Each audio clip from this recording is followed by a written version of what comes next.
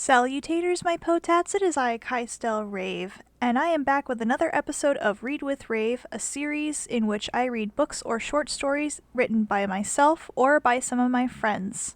A couple of small disclaimers. Disclaimer number 1, I have already gotten permission from my friends to read their books or short stories so as to avoid copyright. That being said, I will have links to their social media down in the description below.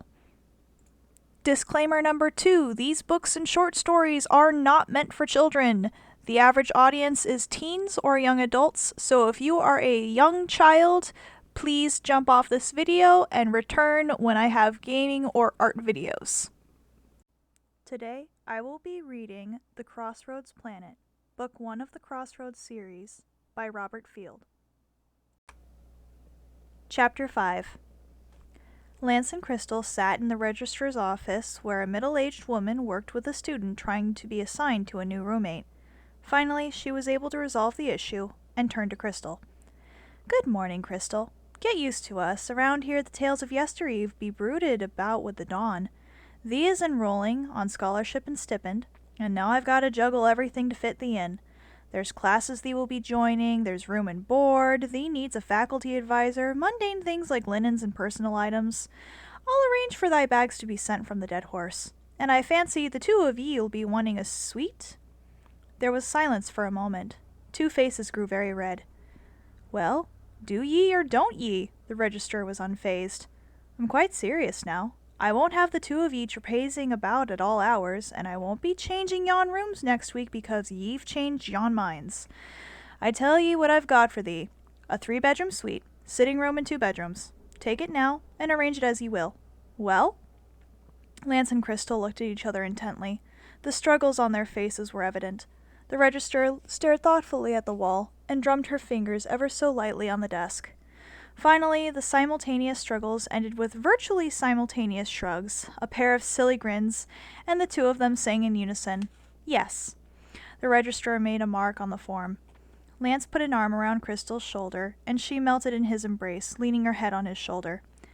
"Well now, lovebirds, so that's settled. I do so hate to see people going months without making up their minds. You'll pardon me for being so frank. Next month, you'll be thanking me for being so thoughtful.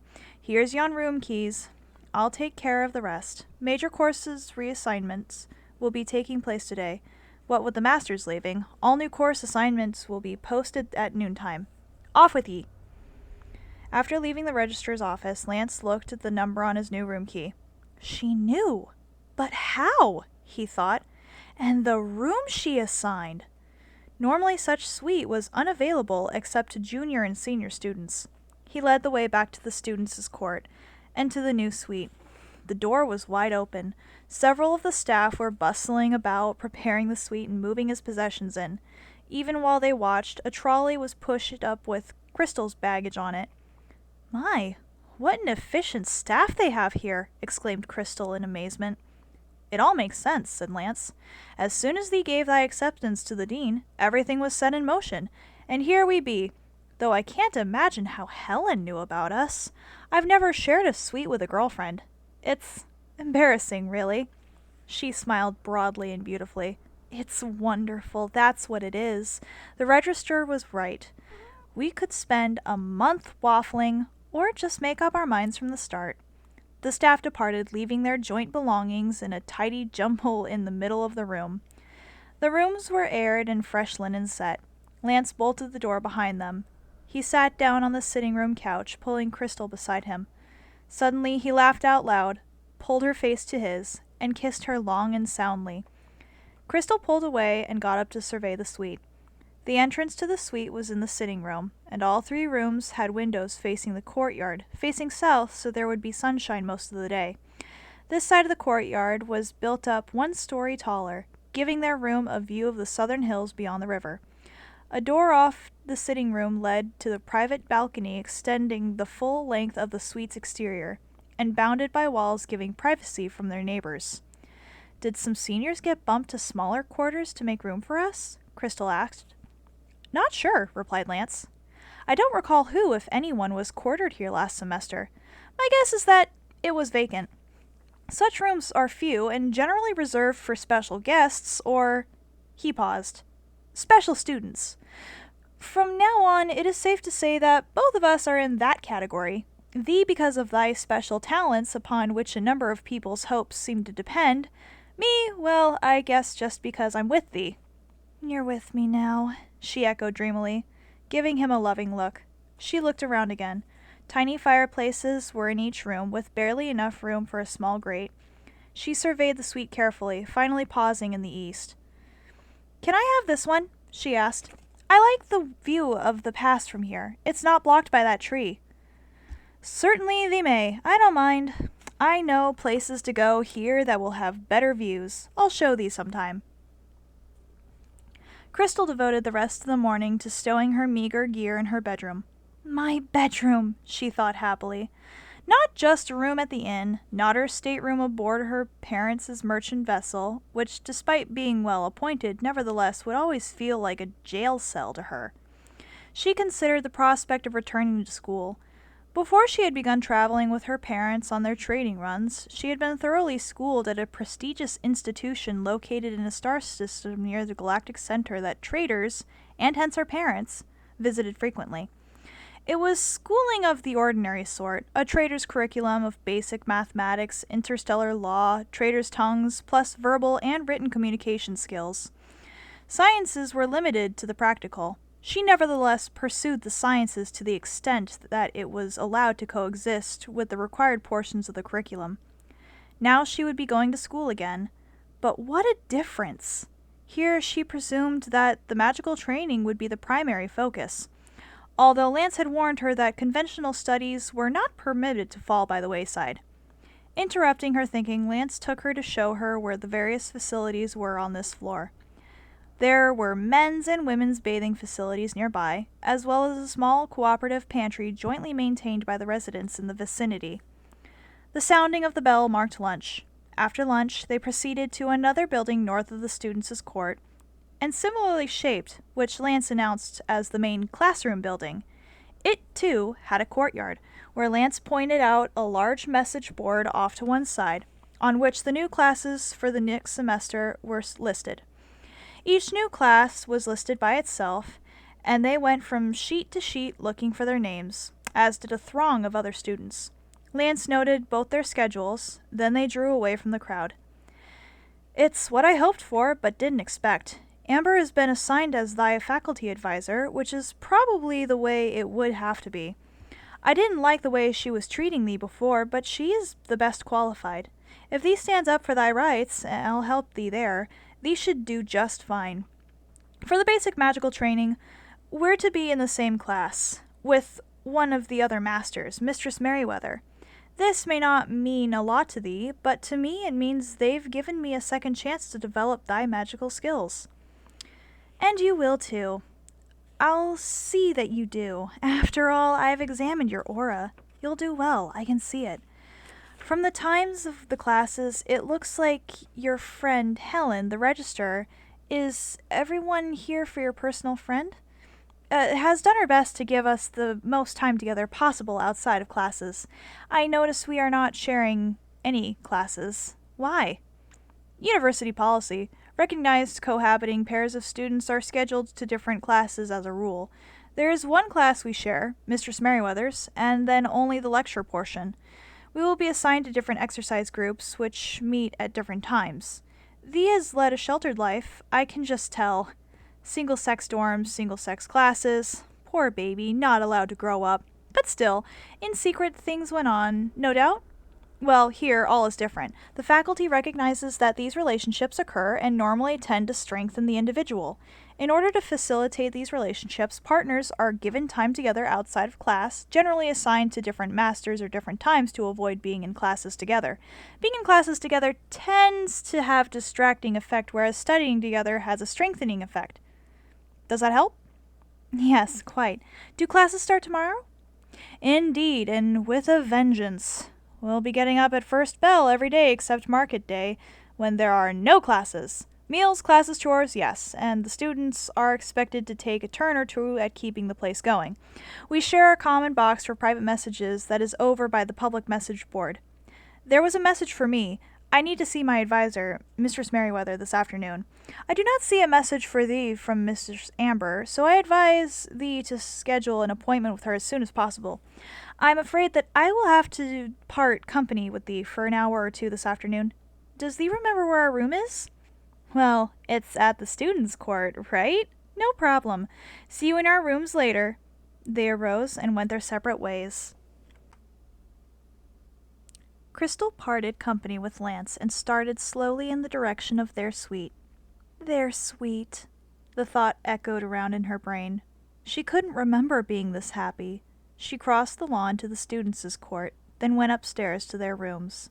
She bolted the outer door, went into her bedroom, and latched its door. She wanted time to think, so she lay down on the bed and stared reflectively at the ceiling. It was a plaster ceiling like those in the inn, but since this was, in a way, her ceiling, one of their ceilings, it provided a focus for her thoughts, as well as a contrast to its featureless shipboard ceiling she had grown to dislike, inasmuch as they were part of the overall stateroom that was so much a jail for her.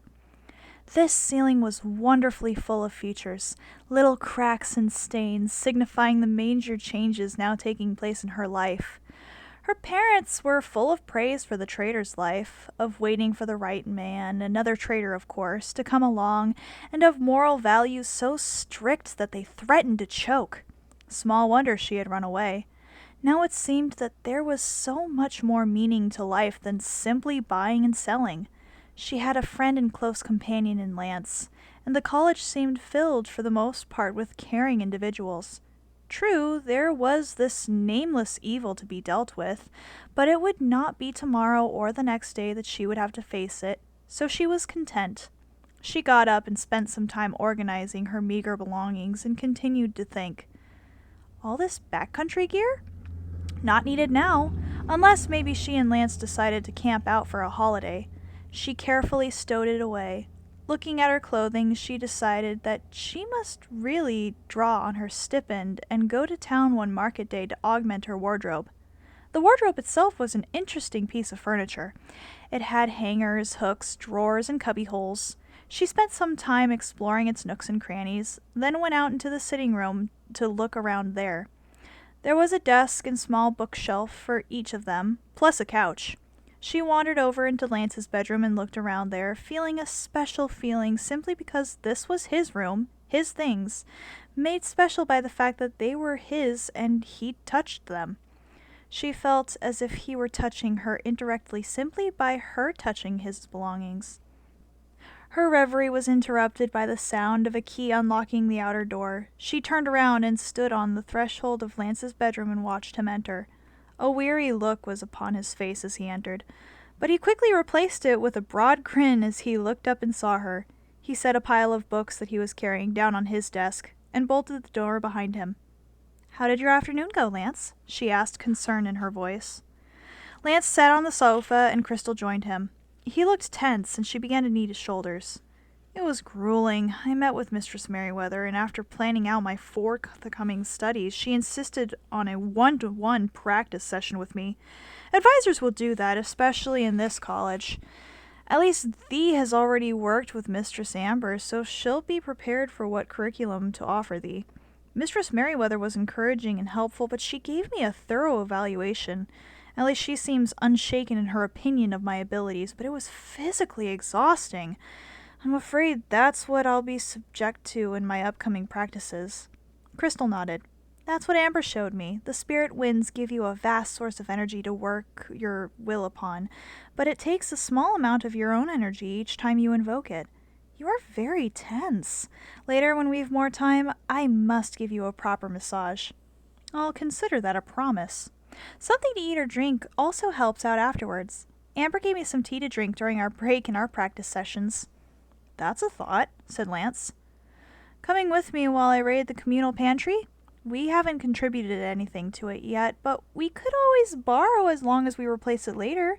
They may not be used to communal livings like this, with thy background, but we really do trust each other on other things like this.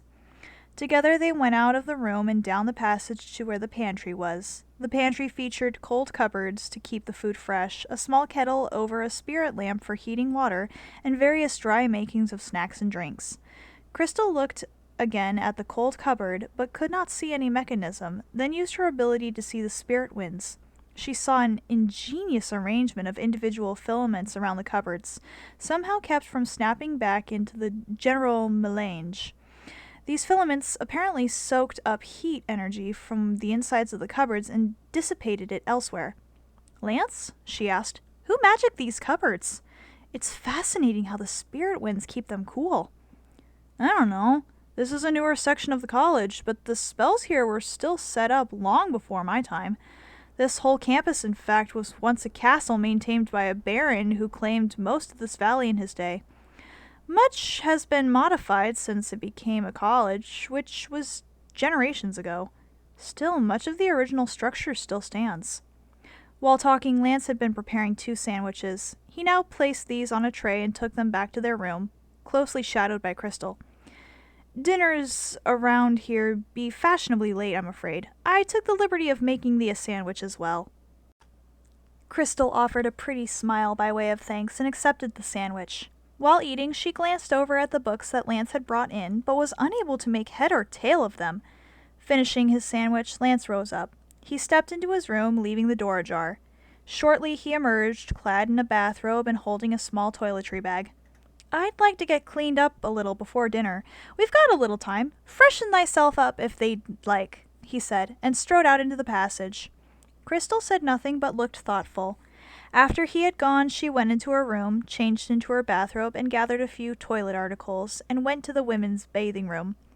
Her short stay at the Dead Horse had not been sufficient to acquaint her with the greater details of local plumbing, as the bath water there was generally delivered by maids. As a result, she found herself rather confused in the absence of such things as sonic showers.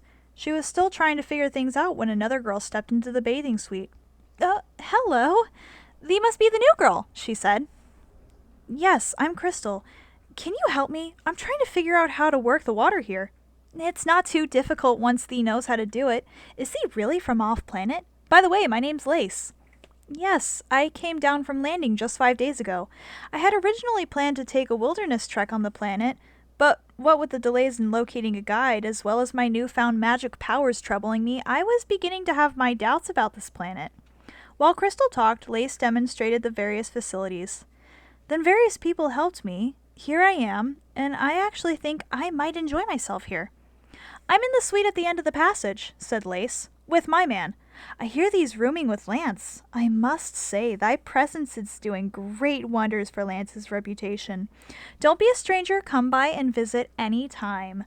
Lace finished her own minor washing up and departed. Meanwhile, Crystal was trying out the planetary version of the shower. Discs of perforated metal were mounted to a wall by a thick metal stalk. Pulling a chain released a spray of water through little holes. Lace had explained that the water was kept in magically heated cisterns until needed. After a brief bathing, she returned to the suite. She dressed for dinner and sat down in the sitting room. Lance entered the room soon and strode into his room to dress. He emerged just as the dinner bell rang, and together they went out. After dinner, back at the suite, Lance sat down at his desk and opened one of the books he had brought in earlier. "Mistress Merriweather says I got too much tense while trying to practice magic, so she's prescribed a book of relaxation and meditation techniques, including techniques for instantly calming the body and assuming various trance states. She says it's standard reading for her students and wondered why my previous master didn't lend me a copy. Oh, and by the way, I think I'll be claiming that promised massage after I do a little reading." For a while after, pages turning was the only sound. Crystal, who had learned meditation techniques long ago, indulged in some quiet meditation on the sofa. Eventually, Lance yawned loudly. He arose and unlaced his tunic. "How about that massage now?" he said, and pulled the tunic over his head. Crystal nodded, following him back into his bedroom. She admired Lance's broad shoulders and back as he laid down on the bed. She had massaged many a back, albeit only girls, while at the school her parents had placed her at. Having never touched men's backs before, she explored first to find the tension spots, then started massaging, lightly at first, then harder at his request. Ah, that feels good. Ooh, he murmured and grunted. Where did thee learn to do massages like this? Away at school. I learned from other girls. You're the first man I've given a massage to, 'cause Dad is, well, very straight-laced. Claims that if I were to give him a massage, it'd be one step away from incest. Well, I, for one, have parents with rather high standards, Lance replied, his voice somewhat muffled by his pillow. They just didn't realize what they were doing for me by sending me to the College of Magic.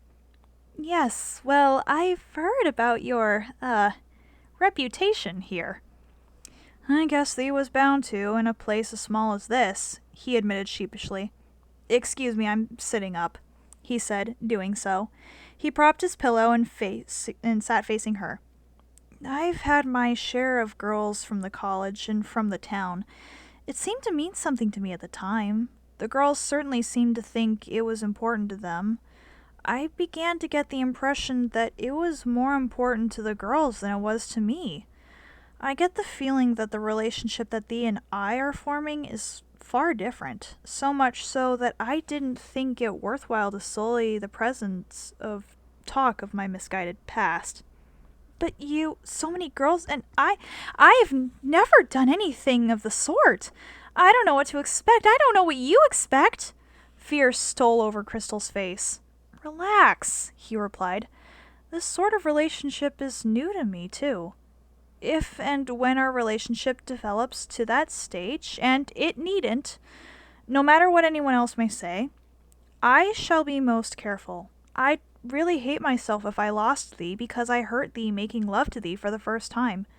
People may tease, some teasing may hurt thee, but don't feel that our relationship has to progress any faster because of someone's unfair comparisons. For a relationship such as ours, I really feel that we are progressing with amazing rapidity. I am, however, satisfied that all is as it should be. No two people will ever have exactly the same progress or attain the same degree. I am, owing to my nature, willing to have a physical relationship with thee to any degree thee desires. I sense, however, that thee is not ready for the full degree yet. The kisses, cuddles, and massages all play a larger part in any relationship, and thee has not shown any averseness to thy part. I would imagine, though, that a number of small steps towards the lasting relationship are better than larger steps towards ruin. He stopped, emotionally drained. Crystal looked thoughtful. I'm grateful that you are so patient with me. I know I'm an impetuous girl trying to make up for the strict upbringing I had. I am quite willing to undertake a physical relationship with you to any degree you may care to. Let me assure you that when I do get confused, I'll be sure to ask you questions. I trust you. She took his hand and held it, while they looked at each other with solemn eyes. I'm glad thee trusts me. Any time we're in the suite together, thee may come to me, night or day. I'll always leave my door open just a little when I'm in my bedroom. Thy bedroom is thine own. Shut thy door if thee wants privacy. I do not require privacy from thee, unless thee feels embarrassed. Just one warning. I sleep in my skin and only use the comforter if it's cold. However, absence of clothes should never imply immediate common sense of sexual encounter, and countless individuals seem to believe, as I used to believe. As long as thee is comfortable with that, we shall have no problems. I've talked over long. Thy turn now. Crystal considered. Many girls at school spoke of illicit adventures with boys. I'm not certain if all the stories were true or not. I never had any such encounter. I suspect at least some of the girls made it up or heard it from an older sister. I supplied myself with a number of fempacks from the ship, so I have a reasonable quantity of contraceptives among other women's necessities. The few girls I actually supposed might be telling the truth indicated that the first time would always hurt. I always wondered if that was due to the poor choice of a partner. She moved to sit closer to Lance and put her arms around his chest. I don't plan on worrying over it. I like what we've done so far. The tingles I get when things are just right, like you and I were meant to be together. Crystal stopped short. She was feeling a tingling sensation, one that was suddenly beginning to remind her of her lessons with Amber. Pardon me while I check something, she muttered, and closed her eyes to see the spirit winds. In a moment they came into view dimly. At first she could see only 2 filaments close by. After a while she could see others, but they seemed to be keeping their distance. She looked back at the first 2. They were going right through Lance's chest, and then through her chest. The spirit energies were traveling in opposite directions. She developed goosebumps and shuddered as a shiver wound itself from one end of her to the other. She opened her eyes and stared at Lance in a panic, a cold sweat coming out on her brow. Lance wore a confused expression. Lance, I don't know how to describe it. In your exercises with Mistress Merriweather, did you chance to see what the spirit winds look like? She told me what they should look like, and I think I saw them faintly once or twice. Why? Because, Lance, there are 2 of them strung between us. One goes each way. Now it was his turn to turn pale. He gasped.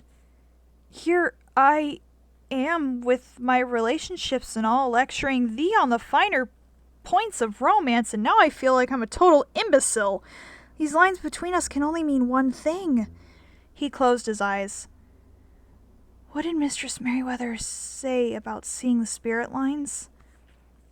Crystal said nothing, but held him tightly. His arms tightened about her as well. She closed her eyes to see the spirit winds again. She remembered how Amber said she had facilitated things. She willed her imaginary hands to pinch the filament coming from her to Lance. Only a little, though, so that the flow was not completely cut off. She could see the filaments swelling up as the energy accumulated. As the energies were dammed up, the swelling extended back to Lance. She must have affected him somehow, for he gasped involuntarily. I saw that! He exclaimed. Thee's helping me, isn't thee? I'm trying. Do you see the 2 filaments now? I do believe I see them running between thee and I. Thee's holding back the energies in one of them, isn't thee? Can I do that too? I had no trouble the first time I did it in the presence of Mistress Amber. She could see a pinched spot in the other filament, then saw the filament swell up. He was evidently pinching it very tightly, as Amber had advised her not to do.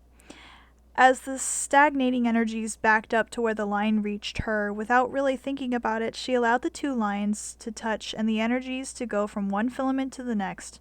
The energy spark was very bright to her spirit sight. That wasn't all. The filaments began to turn, forming a spiral, and further wrapping themselves around the 2 people. At some point, the powerful tingling sensations overpowered her other senses, and all she could feel was the tingling, her arms around Lance, and Lance's arms around her. Gradually, things stabilized, and there they were, rolled up inside of the 2 filaments. The lines between her heart and Lance's were still as short as the distance between them, while out of the coil filament, 4 filaments stretched away to the cloud of spirit wind, which had now formed a respectable-sized void around them, but still no larger than the other confines of the bedroom, as near as she could judge. The 2 of them were evidently being spun around. Had they physically moved, though? She slowly opened her eyes. They were floating in midair, clasping in a tight embrace. About them, rings of light were clearly visible in the dim light of the bedroom. Slowly, they rotated about each other. Thank you for joining today's episode of Read with Rave.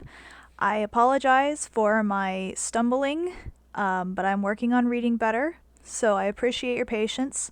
If you liked, please comment down below if you want me to do more of these. Subscribe to my channel if you haven't already, and don't forget to splash the bell icon so you never miss another video, and I will catch you all on the next wave. Bye!